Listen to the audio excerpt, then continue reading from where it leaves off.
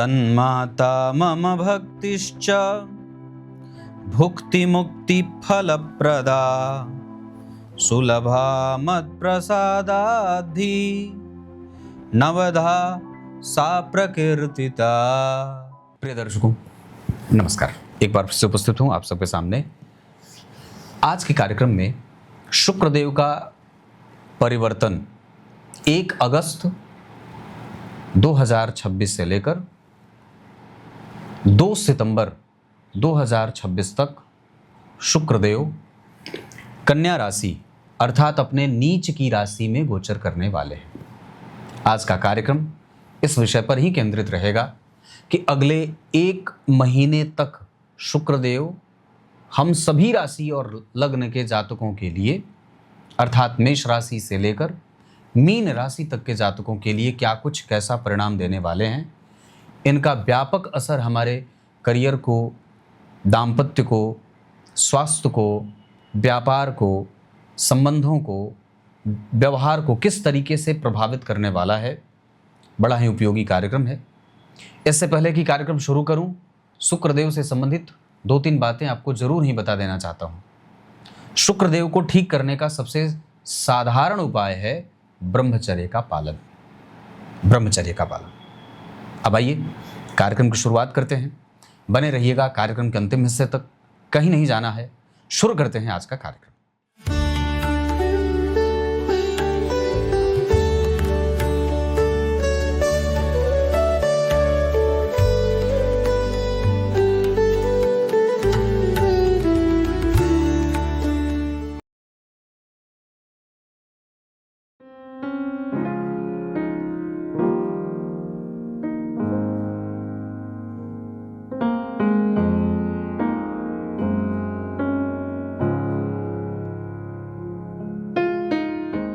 सबसे पहले मैंने बात कही कि शुक्रदेव को ठीक करने के लिए 5 उपाय मैंने 2 सप्ताह पहले भी बताए थे और फिर से उसको रिपीट तो नहीं करूंगा, लेकिन हाँ आपको शुक्रदेव से संबंधित एक बड़ी गहरी बात बता देता हूं। किसी भी भाव के ठीक पीछे शुक्रदेव बैठते हैं तो उस भाव के बल में वृद्धि कर देते हैं। अर्थात अगर आपकी कुंडली में शुक्रदेव 6वें भाव में बैठे हैं तो आपके 7वें भाव की वृद्धि कर देते हैं। और ये फल कथन शुक्रदेव पे सबसे ज्यादा लागू होता है। शुक्रदेव अगर जन्म कुंडली के 7वें भाव में बैठते हैं तो 75% तक मारक सिद्ध होते हैं अगर वो उस कुंडली के मारक ग्रह से दृष्ट हों या शनि मंगल राहु केतु से संबंध बनाते हों। तो एक बात और भी है, स्त्रियों की कुंडली के लिए 12वें भाव के शुक्रदेव शुद्ध परिणाम करते हैं, अच्छा परिणाम करते हैं, जबकि पुरुषों की कुंडली के लिए 12वें भाव के शुक्रदेव अशुभ परिणाम और व्ययशीलता देने वाले होते हैं। शुक्र का कमजोर होना, जैसे अस्त, जैसे वृद्ध या जैसे मृतप्राय होना आपको संतति में दिक्कतों का सामना करने पर विवश कर देता है। कई बार आपको संतति होती ही नहीं है। या दूसरा, आपका जो पसंद नापसंद है वो बड़ा ही ओल्ड फैशन वाला होता है। तत्काल के जो चीज़ें तत्काल में काम कर रही हैं उस तरफ आपका दिमाग नहीं जाता है। जिनकी कुंडली में शुक्रदेव कमज़ोर होते हैं वो बहुत ज़्यादा फैशन में विश्वास रखने वाले नहीं होते, नॉर्मल जीवन जीने में उनका विश्वास ज़्यादा रहता है। शुक्रदेव को अनुभवों का कारक कहा गया है। जिस व्यक्ति की कुंडली में शुक्रदेव बहुत अच्छे होते हैं वो व्यक्ति हर एक विषय का जानकार और प्रत्येक विषय में अनुभव रखने वाला होता है। और एक बात और है, लग्न में बैठे शुक्रदेव 10,000 दोषों का समन स्वतः कर देते हैं। जन्म कुंडली के 10वें स्थान में अकेले बैठे शुक्रदेव करियर को कंफ्यूज करते हैं। जैसे बल्ब फ्यूज है, बल्ब कहा तो जाएगा पर वो रोशनी नहीं देगा, तो वो कंफ्यूज है ना। तो कुछ ना कुछ कमी दे देते हैं जन्म कुंडली के 10वें स्थान में बैठे शुक्रदेव। एक सिद्धांत और भी है कि जन्म कुंडली के 6वें भाव में अगर शुक्रदेव विराजमान हो और अगर उन पर किसी भी ग्रह की दृष्टि न हो तो वो उस कुंडली के लिए कमजोर परिणाम करने वाले ग्रह हो जाते हैं। उस कुंडली के लिए वो नल एंड वॉइड हो जाते हैं, फलहीन हो जाते हैं। क्लियर है? अब आइए, ये कार्यक्रम का पहला हिस्सा था। यहाँ से अब दूसरे हिस्से की शुरुआत करूंगा और आपसे चर्चा करूंगा मेष राशि से लेकर मीन राशि तक के जातकों के लिए संपूर्णतया 1 अगस्त 2026 से लेकर 2 सितंबर 2026 तक का शुक्रदेव का कन्या राशि में गोचर कैसा रहने वाला है, और कार्यक्रम के अंतिम में श्लोक का अर्थ बताऊंगा।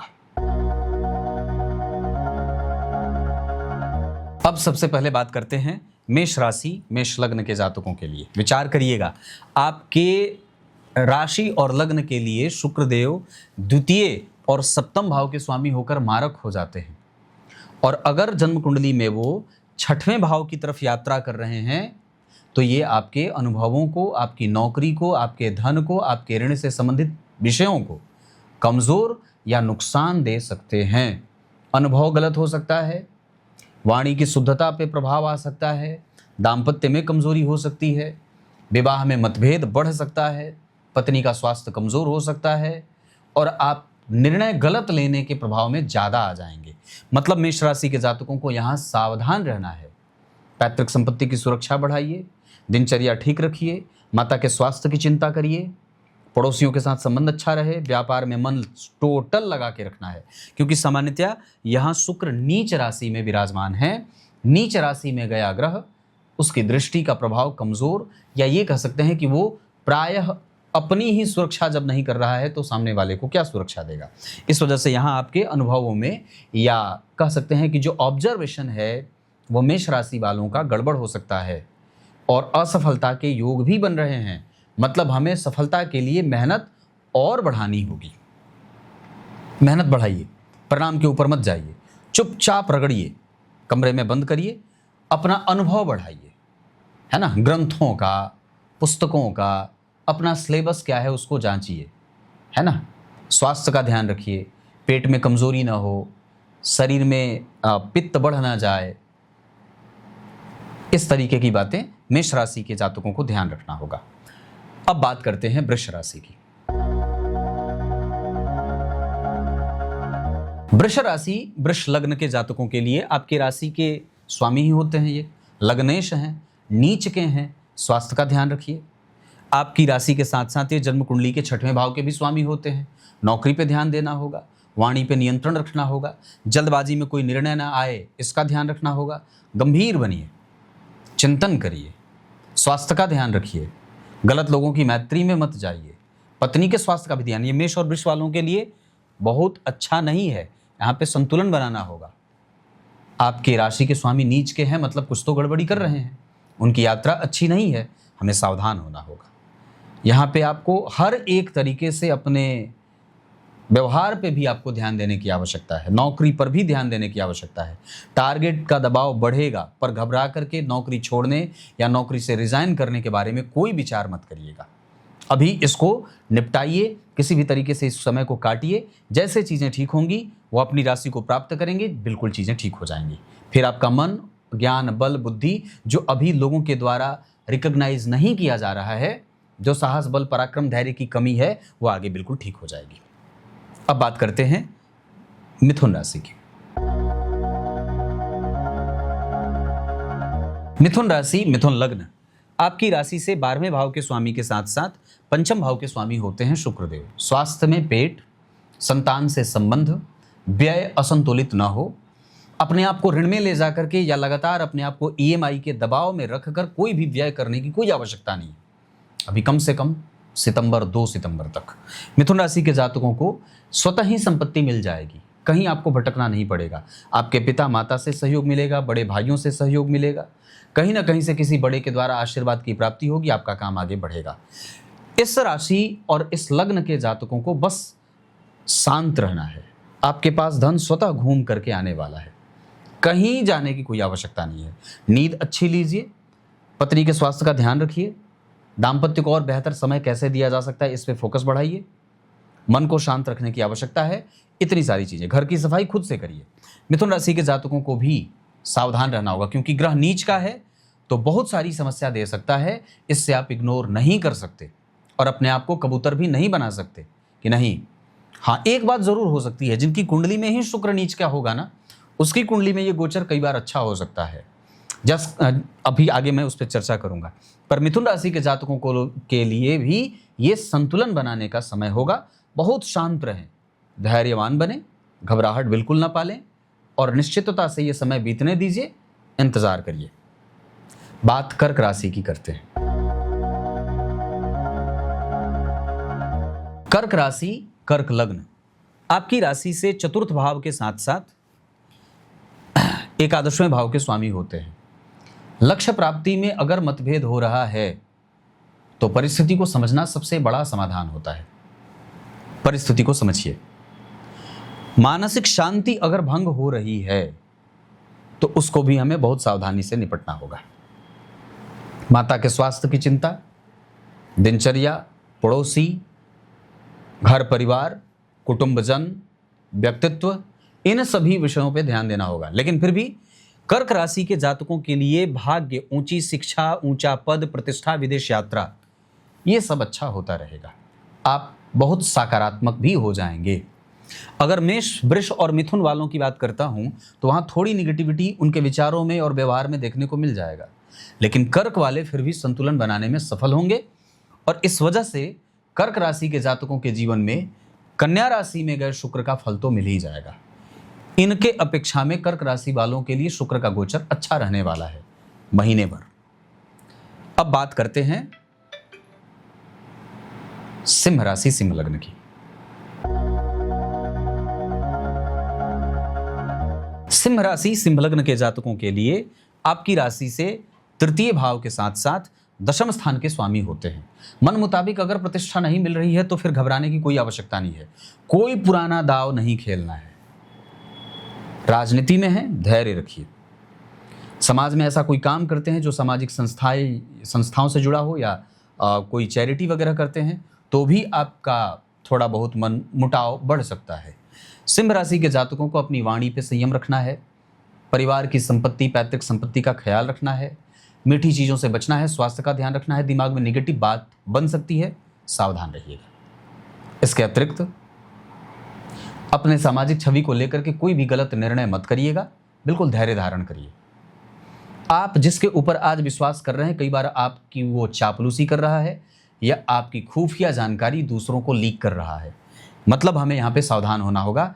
छुपे जो लोग हैं, जो छुपे शत्रु हैं, उन लोगों से हमें सावधान रहने की आवश्यकता है। किसी बाहरी व्यक्ति के कारण अपने घर में कलह का वातावरण न बनने दें और इस बात को बहुत सावधानी से समझना होगा कि कौन आपके लिए हितकर है और कौन अहितकर है। विशेषतया आप कई बार बहुत जल्दी किसी पे विश्वास कर लेते हैं। ये महीने भर का समय आपको ये कहने से रोक रहा है। सावधानी आवश्यक होगी। अब बात कन्या की करते हैं। कन्या राशि, कन्या लग्न के जातकों को स्वास्थ्य लाभ होगा। अगर आपके मूल जन्म कुंडली में भी कन्या राशि में ही शुक्र बैठे हैं तो यह अभूतपूर्व सफलता का योग बनेगा। धन, मान, प्रतिष्ठा, नौकरी, दाम्पत्य, परिवार, प्रेम, सौंदर्य, लाभ, कई सारा सुख शुक्रदेव कन्या राशि में आकर देने वाले हैं। पर शर्त यह है कि या तो आपकी कुंडली में वो कन्या राशि में बैठे हों या आपकी कुंडली में वो उच्च के विराजमान हों, है ना।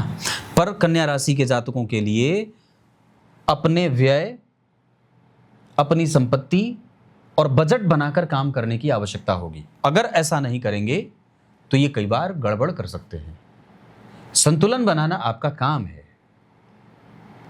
ड्रॉबैक आपको मिलेगा, अभी नहीं, थोड़े दिन के बाद। मतलब अभी हम परिणाम की चिंता नहीं करेंगे। किसी भी तरीके से हम यश, मान, पद, प्रतिष्ठा के पीछे भी नहीं जाएंगे। अभी इनपुट देने का समय है, आउटपुट 1 महीने बाद मिलेगा। मतलब अभी धैर्य धारण करें, काम बनेगा। पशुपालन आदि में निवेश कर सकते हैं, थोड़ा बहुत धन लगा सकते हैं। आभूषण वगैरह में भी निवेश कर सकते हैं, है ना। इस तरीके से होटल वगैरह का काम है तो भी बहुत अच्छा चल सकता है। कन्या राशि वालों को यहाँ से फायदा हो जाएगा। अब बात करते हैं तुला राशि, तुला लग्न की। तुला राशि, तुला लग्न के जातकों के लिए आपके तो राशि के स्वामी और लग्न के स्वामी ही होते हैं, पर लग्नेश के साथ साथ ये अष्टम भाव के भी स्वामी होते हैं। आयु का ध्यान, स्वास्थ्य का ध्यान, रिसर्च प्रभावित न हो, कंसंट्रेशन लूज न हो, अव्यवहारिकता न बढ़े, वाणी का संतुलन बनाना होगा। अपने व्यय को संतुलित करके और अपने आप पे कमी करके कई बार आप दूसरों की कर रहे हैं, कई बार वो भारी पड़ जाएगा। दूसरा आपका लाभ उठा न रहा हो, इसको चेक करना होगा। कोई पीठ पीछे आपकी बुराई कर रहा है, उस पर ध्यान मत दीजिए, हालांकि फिर भी पता लगाने की कोशिश करनी होगी कि कौन है जो आपके खिलाफ षड्यंत्र कर रहा है ना। अपना धन बचा रहा है और आपका खर्च करा रहा है, ऐसे लोगों से सावधान रहना होगा तुला राशि तुला लग्न के जातकों को। दूसरा, यहाँ पे आपको अपने स्वास्थ्य और अपने आपको संयमित जीवन में ढालने की आवश्यकता होगी, है ना। ये बात बहुत आवश्यक होगी, अपने आप को संयमित जीवन में ढाल कर रखने की आवश्यकता है, तब जाकर के ये काम करेगा। जब वीडियो बनाने बैठता हूँ, हमेशा वैसे तो फ़ोन आता ही रहता है, पर जब वीडियो बनाने बैठता हूँ तो और ज़्यादा फ़ोन आता है। तो ये तुला राशि तुला लग्न की बात हो गई। अब बात वृश्चिक राशि वृश्चिक लग्न की करते हैं। वृश्चिक राशि वृश्चिक लग्न के जातकों के लिए आपकी राशि के 12वें भाव के साथ साथ 7वें भाव के स्वामी होते हैं। दिनचर्या ठीक रखिए, पड़ोसियों के साथ संबंध ठीक रखना होगा, व्यय संतुलित करिए, आमदनी को नियंत्रित करने की आवश्यकता है। गलत जगह से तो आमदनी नहीं आ रही है, खुद का परीक्षण करना होगा कि आप गलत तो नहीं कर रहे। पद की जो पद का लाभ आपसे किसी दूसरे को तो नहीं हो रहा है, या वो गलत तरीके से आपको भुना तो नहीं रहा है, इसकी शानदार जांच होनी चाहिए। मतलब वृश्चिक राशि के जातकों को सावधान सतर्क, धन लाभ होगा, संपत्ति की वृद्धि होगी, नुकसान कम होगा, आमदनी बढ़ेगी और बैलेंस करने का योग भी बढ़ेगा। वृश्चिक राशि वालों के लिए थोड़ा बहुत अच्छा हो सकता है, इच्छाओं की पूर्ति भी होगी, प्रेम संबंधों में निकटता बढ़ेगी, संतान को प्राप्त करने का योग मिल रहा है। ये बात वृश्चिक की हो गई। अब बात धनु की करते हैं। धनु राशि धनु लग्न आपकी कुंडली के लिए ये एकादशवें के साथ साथ 6वें भाव के स्वामी होते हैं। रोग प्रतिरोधक क्षमता पे ध्यान रखें, रोगों की कमजोरी ना हो, पत्नी के स्वास्थ्य में कमजोरी ना हो, आमदनी जितनी है उतनी बनी रहेगी, पर लालच बढ़ ना जाए, इसका ध्यान देना होगा। दूसरा, अपनी महत्वाकांक्षा की पूर्ति के लिए कहीं आप किसी का नुकसान तो नहीं कर रहे, क्योंकि बाद में ये भारी पड़ सकता है। तो धनु राशि धनु लग्न के जातकों को अपनी महत्वाकांक्षा की आंच को कम करना होगा। दूसरा, जिस पे हमने बहुत ज्यादा विश्वास किया है वो हमारा विश्वास तोड़ तो नहीं सकता है, उसकी भी जांच होनी चाहिए, परखने की आवश्यकता है कि कोई आपका कितना मित्र है। कई बार तो हमारे अंदर हिम्मत ही नहीं होती है कि हम किसी का परीक्षण करें, है ना। पर आपको समय समय पे अगले 1 महीने तक जांच करते रहने की आवश्यकता है कि जो कह रहा है कि नहीं हम आपके साथ हैं, वो क्या सच में आपके साथ है। या धनु राशि धनु लग्न के जातकों को अपने निकट के लोगों को परखने की आवश्यकता के साथ साथ खुद को बहुत ही मेंटली प्रिपेयर रखने की भी आवश्यकता है। विषम परिस्थितियों से उलझने का बल आपके पास है कि नहीं है, इसकी भी परीक्षण की आवश्यकता है। खुद को जांचिए, खुद की कमजोरी को तलाशने की आवश्यकता है ना। ये बात मैंने धनु राशि के लिए कही है। हालांकि पद और प्रतिष्ठा में वृद्धि होगी, इसमें कोई संशय नहीं है। मकर की बात करते हैं। मकर राशि मकर लग्न आपकी राशि के लिए ये दशम के साथ साथ 5वें भाव के स्वामी हैं। स्वास्थ्य में पेट, यश मान पद प्रतिष्ठा, संतान, दाम्पत्य, प्रेम, इन सब की कमजोरी या कमी हो सकती है, सावधान रहना होगा। परिणाम की प्राप्ति अगर नहीं हो रही है तो कोई बात नहीं है, धैर्य रखना बहुत आवश्यक होता है ना। नौकरी में मन मुताबिक बदलाव नहीं हो रहा है, कोई बात नहीं, थोड़ा इंतजार करिए, पर नौकरी छोड़ने के बारे में विचार मत करिए। टारगेट को फोकस रखिए, आगे बढ़ते जाइए। मन मुताबिक परिणाम मिलने का समय अभी आया नहीं है, थोड़ा धैर्य तो रखना पड़ेगा। बाकी वैसे बाकी के राशि के मुकाबले ये आपके प्रभावों में वृद्धि तो जरूर करेंगे। देर सबेर लोगों को आपकी पहचान जरूर हो जाएगी कि हाँ, मैंने एक अच्छे व्यक्ति से मित्रता की थी या अच्छे व्यक्ति को अपने यहाँ रखा था। तो इसके लिए आपको थोड़ा इंतजार करना होगा, लेकिन फिर भी ये आपके लिए कुछ बेहतर संतुलन दे सकता है, जैसे नौकरी, धन आगमन के स्रोत, और दूसरा यश और प्रतिष्ठा में वृद्धि। जहां किसी को कुछ नहीं मिल रहा है वहां आपको थोड़ा मिल जाएगा। अब बात कुंभ की करते हैं। कुंभ राशि कुंभ लग्न आपकी राशि के 4th भाव के साथ साथ 9वें भाव के स्वामी होते हैं। धर्म और तीर्थ, दर्शन और व्यवहारिकता, इन सबको अलग अलग समझने की आवश्यकता है। धर्म क्या है, दर्शन क्या है, क्या वो आस्तिक दर्शन है या वो नास्तिक है? नास्तिकता का प्रभाव बढ़ तो नहीं रहा है, आपका व्यय आपको कमजोर तो नहीं कर रहा है, और आपका फैशन आपको मार तो नहीं रहा है? इसका परीक्षण आवश्यक है। कुंभ राशि के जातकों को खुद पे किए गए व्यय को समझने की आवश्यकता, मानसिक शांति, निद्रा के साथ कोई समझौता नहीं, घर की सफाई खुद से करें, घर के माहौल को ठीक रखें। माता के स्वास्थ्य की चिंता सता सकती है, कोई लंबी बीमारी उभर के आ सकती है, सावधान आपको यहां से रहना होगा। कुंभ राशि के जातकों को अपने प्रतिरोधक क्षमता पे भी मेहनत करने की आवश्यकता होगी, खुद के स्वस्थ रखने पे भी, खुद के स्वास्थ्य का भी विशेष ध्यान देना होगा। निवेश करने से पहले 10 बार विचार करें, बजट बना करके रखें, आगे व्यय का समय आने वाला है। अब बात करेंगे मीन राशि मीन लग्न की। मीन राशि मीन लग्न आपके तो पराक्रमेश और जन्म कुंडली के अष्टम भाव के स्वामी होते हैं। रिसर्च प्रभावित ना हो, कंसंट्रेशन लूज ना हो, कम्युनिकेशन गड़बड़ ना हो, बहुत सावधान होना होगा आपको अपने भाइयों के स्वास्थ्य पे भी। आप जो मेहनत कर रहे हैं उसमें आपका विश्वास कितना है, और आप जो कर रहे हैं उस पर आपका विश्वास कितना है, दोनों में अंतर है ना। इस अंतर को स्पष्ट करना होगा कि हमने जो किया है वो कितना सही था, और जो कर रहे हैं वो कितना सही है। इस पे ही भविष्य की नींव टिकी होगी। तो मीन राशि के जातकों को यह समझना होगा कि आपने अपने पद का गलत इस्तेमाल तो नहीं किया है, क्योंकि आगे जांच हो सकती है। व्यय पे संतुलन बनाइए। जो धन आपने गलत तरीके से या गैर कानूनी तरीके से कमाया है उसको खर्च होने से बचाइएगा, क्योंकि वक्त पे वही काम आने वाला है, और हो सकता है कि वो आपको वापस करना पड़े। मीन राशि के जातकों को पहले अपने धन और अपनी संपदा की सुरक्षा करनी होगी।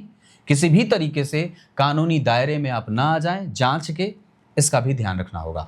आपके पहचान के लोगों से आपकी मैत्री बरकरार रखने की आवश्यकता है, क्योंकि वक्त पड़ेगा तो ये आपके साथ खड़े मिलेंगे। क्लियर है? कुछ इसी तरीके से आज के इस शुक्र के राशि परिवर्तन पर जो विषय केंद्रित था उसका समापन करते हैं। और भगवान भोलेनाथ कहते हैं, श्लोक का अर्थ, कि विज्ञान बड़ा दुर्लभ है और वस्तुतः परमात्म तत्व ही विज्ञान है, क्योंकि विज्ञान निरंतर अपने आप में बदलाव करता रहता है। प्रकृति भी बदलाव करती है, पर विज्ञान के बदलाव और एग्जिस्टेंस से नुकसान हो सकता है। अगर विज्ञान एक की क्षति की पूर्ति कर रहा है तो दूसरा नुकसान हो सकता है, पर परमात्मा कभी किसी का नुकसान नहीं करते, परम तत्व कभी किसी का नुकसान नहीं करता है, और वस्तुतः वही असली विज्ञान है जो किसी का नुकसान न करे, जिसके आने से किसी के अस्तित्व पर सवाल न हो। अब विचार करिए, इसको मैं उदाहरण से समझाता हूं। प्रहलाद के बुलाने पर हिरण्यकशिपु का कोई नुकसान नहीं हुआ था। स्वतंत्र विचारधारा के साथ अगर सोचें तो एकलव्य के अंगूठा काटे जाने का कोई नुकसान नहीं हुआ था, लाभ ही हुआ था, क्योंकि बाद में वही एकलव्य पांडवों के विरुद्ध लड़ने वाले थे, और ये दूरदृष्टिता गुरु द्रोणाचार्य के पास थी, जबकि हम मनुष्यों के पास वो नहीं है। तो प्रकृति का एग्जिस्टेंस कभी भी नुकसानदायक नहीं है। प्रकृति आपका कोई नुकसान नहीं करती है, वो उदार है। लेकिन जब उसका तमाचा पड़ेगा तो फिर आप उसकी भरपाई नहीं कर पाएंगे, और कई वर्षों, क्या 1000 वर्षों तक का इंतजार आपको करना पड़ता है। पूरी मानव की सभ्यता नष्ट हो जाती है प्रकृति के क्षति की पूर्ति करने में। विज्ञान नुकसानदायक है। एक जगह अगर लाभ कर रहा है तो दूसरी तरफ उसके बनने में, उसके प्रोसेस में बहुत बड़ी भरपाई करनी पड़ती है। माचिस की तिल्ली उठा के देखिए, बनाने से लेकर बिगाड़ने तक विज्ञान का यह अद्भुत खोज। नुकसान किया, पहले वृक्ष लगाए गए, फिर काटे गए, फिर उससे जंगल को जलाया गया, पर प्रकृति अपना संतुलन तैयार रखती है, वो अपने आप को संतुलित करती रहती है। यही परमात्मा है जिसके आने से किसी का नुकसान नहीं होता। परमात्मा कौन? प्रहलाद के बुलाने पे जो आया, जिसके आने से किसी का नुकसान नहीं हुआ। परमात्मा कौन? जिसके छू जाने से किसी का नुकसान नहीं हुआ, बल्कि वो तर गई। देवी अहिल्या, माता अहिल्या तर गई, नुकसान नहीं हुआ। तो वैसे ही प्रकृति कभी आपका नुकसान नहीं करती है, और भगवान अब इसी का उपदेश सती मैया को देने वाले हैं। तब तक के लिए बहुत बहुत नमस्कार।